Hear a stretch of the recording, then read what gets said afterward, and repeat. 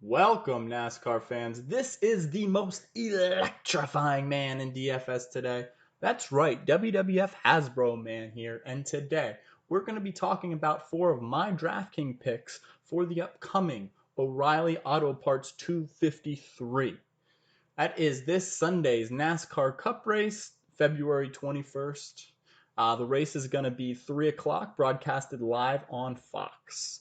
Before we get started with the picks, please hit that thumbs up button and don't forget to subscribe to the channel for weekly NASCAR DFS content. I do want to apologize for my crappy mic, crappy audio on the video. I'm currently using the microphone that came with the computer. I do have a new one ordered that should be here and set up for next week's DFS videos for NASCAR. But without further ado, let's get started. Let's talk about the race. So this is on the road course at Daytona. We have 70 laps, stage breaks after lap 16, 34, and 70. So that means as far as bonus points goes, with 70 laps, we're going to have 31.5 fast laps, and then we're going to have about 17 lead laps, bonus points as well for laps led. So that's a total of 49 bonus points. And typically at a race, a road course with less laps like this, I'm not looking at dominators. But in this situation, I really need to just touch on what I'm going to call the low-hanging fruit here, and that's Chase Elliott. So Chase has been nothing short of remarkable, and you can see here, starting on the pole this week, he's going to be out front, nobody to pass. He's going to have that clean air. And just looking back at last year's race, which he won at the same track, he started seventh, finished first. He was able to lead 34 laps last year. Now this year, Vegas has him right now. Let's call it DraftKings Sportsbook. Actually, has him as a plus 200 favorite to win the race.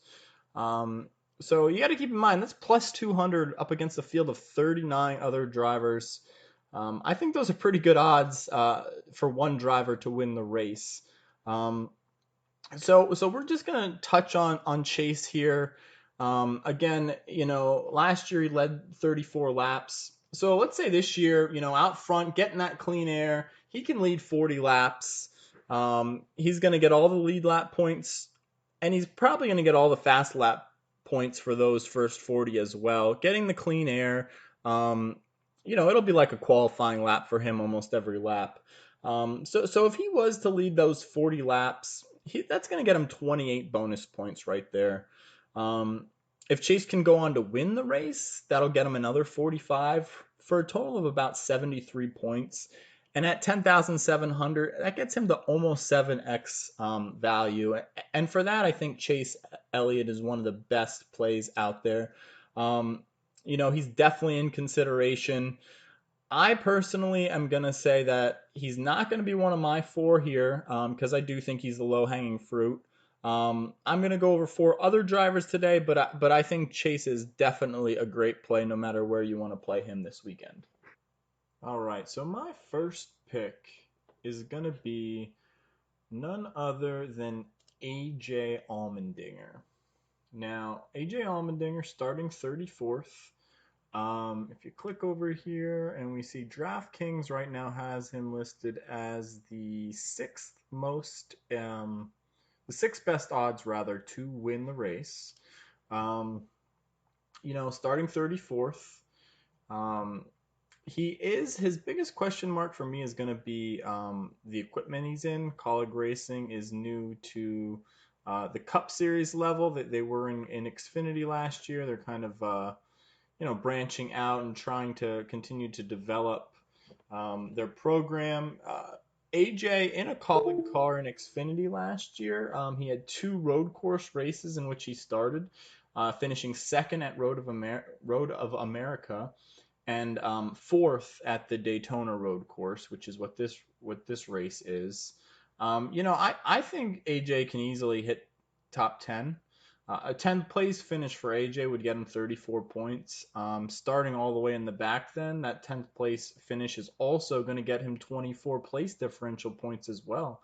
So it's going to give him about 58 points, which takes him right around to 6x's value.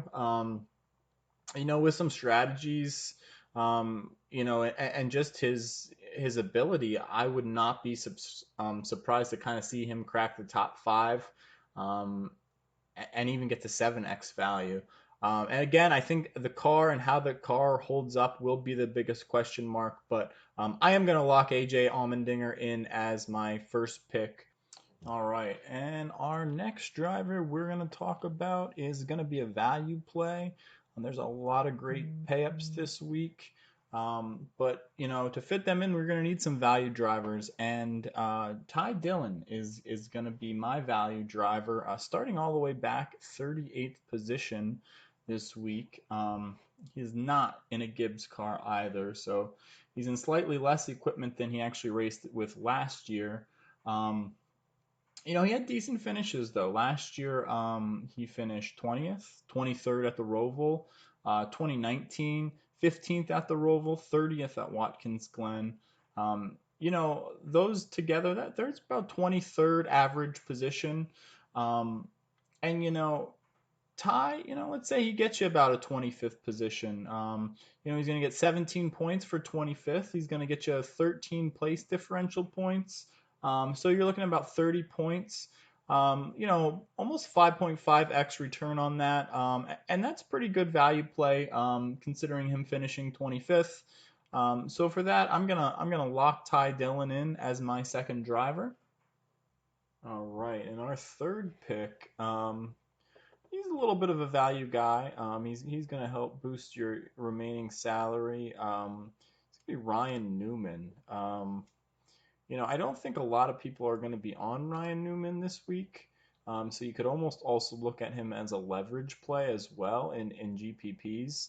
$7,300. Just want to touch a little bit on Ryan Newman's statistics. So he ran this race last year. He finished 19th. Earlier this year, he raced in the Busch Clash at the same track, to a 14th place finish. Prior to last year, Watkins Glen was one of the road courses that NASCAR raced regularly. His prior 5 starts at Watkins Glen, he has a 20th place average.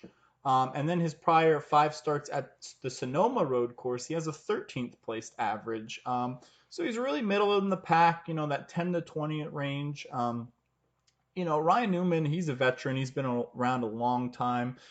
He knows how to take care of his equipment. He's going to be there in the end. I'm not saying he's going to have a top 10, but, if you look at even an 18th place finish, guy like Ryan Newman's going to get 25 points for finishing 18th. To go along with 15 points for a place differential, that's going to give him 40 fantasy points. At $7,300, that's a little over 5.5 times the return. So for me, that's a good core play right there. So I'm going to be locking Ryan Newman in as my third driver. All right, and for our fourth and final pick on the video, we are going up top. Martin Truex Jr. Starting 19th in a Joe Gibbs Racing Toyota. Martin, he showed some great speed earlier this year at the Busch Clash, really driving from all the way in the back up front 2 separate times. He's always has speed on road courses. He is our number 2 betting favorite at a plus 450, right behind Chase Elliott. He finished 3rd last year at this race. In 2018 and in 2019, he had first place at Sonoma. So back-to-back first places at Sonoma. And then he had back-to-back second place finishes at Watkins Glen.